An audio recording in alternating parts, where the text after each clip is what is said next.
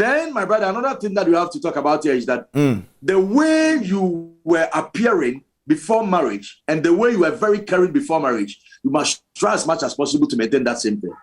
The man you were buying chocolate, the man you were calling the woman, the man you were saying I love you, you were saying all kinds of nice words, you should continue with that one. The woman, you are appearing nice all the time. Don't ever allow the coming in of the children and the coming in of deliveries and other things and pressure change you so much. What am I trying to say? Your appearance should be maintained. Please, especially to our Christian women, don't let your husband only marry you just because of Christ, but because of your appearance too. Yes. Because of the way you keep yourself.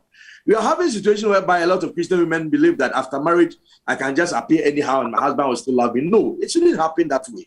You must dress well. You must appear well. If there are simple makeup, do it. Be neat. Don't be smelling and expect your husband to still love you. It is not easy. Of course.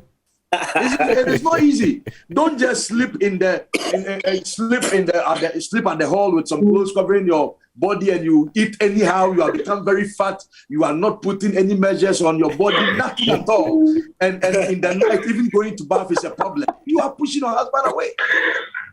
Are you getting? Sometimes with about 2-3 kids, it becomes very difficult to keep everything. Yeah, I am married to a lady she's a medical doctor, works at the conventional hospital, very busy. Yeah. Okay. And sometimes this is why I also have my issues because sometimes you expect her to be doing so much, but then the more you push it, the more you realize that she's also engaged with a lot of things, and you have problems here and there. But then you must always watch her back and cover up there. But you see, that shouldn't be an advantage. That also take that you also will not keep yourself neat. Listen, the women we are calling slave queens and side chicks are having their way into people's marriage because they know how to treat their husbands. You don't give excuses when it comes to sex unless you are practically sick or the man knows that you are extremely tired. Whatever it is, be there to give the sex to the man, because if you don't give, another person will give. Have you ever, the ladies, have ever asked themselves, if my husband has not slept with me for 2 weeks, are you sure that it's just because he's too spiritual, it's just because he's too powerful, that is why he's not sleeping with you? Probably there is somebody somewhere. That's a so big don't be excited and say, no, there is somebody who is also taking charge of what you are not doing.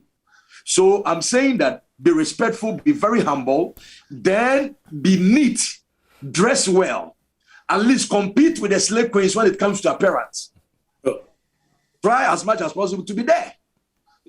Don't be loose. Don't just take things for granted.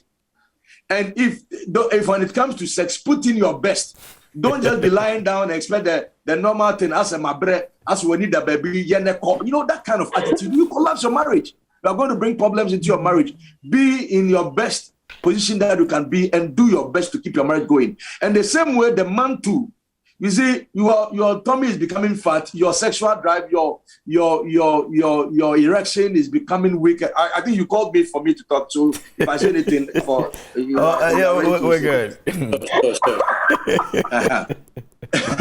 You must eat well, you must exercise, and you must also be ready to give your wife the best of sex and the best of caring.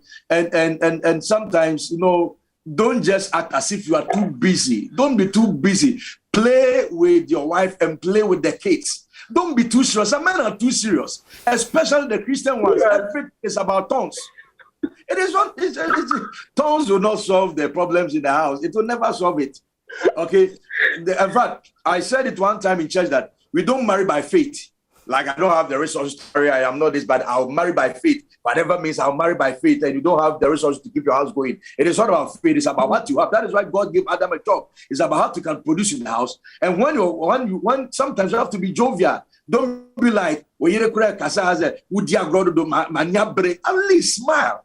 At least engage her. At least, let the kids play around you. Take them out and play around with them and all that. These are the things that will keep the marriage going. And the women should also not be too much of who called you and who is that lady. I'm saying that sometimes, even though you have suspicions, just be calm. Even though you feel like somebody is coming closer, just be calm. Because anytime that you come with that kind of attitude of being violent and being kind of noise making here and there, you push the man away more and more, and eventually you will fall into somebody's hands. The reason why we are having most of the youth marriage accolation is that we are marrying just like what you see on Nigerian movies and other movies, Nollywood and Bollywood and other things. And it is totally different.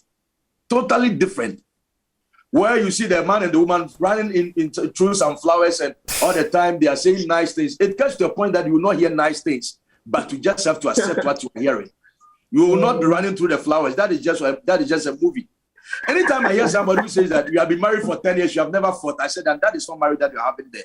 You have issues. Yeah. But just like our sister said, and our Muslim brother, we are all coming from a certain background where we are looking at the marriage that Christ instituted and that of what we saw with Abraham and co. We must always, at every point in time, get back to Christ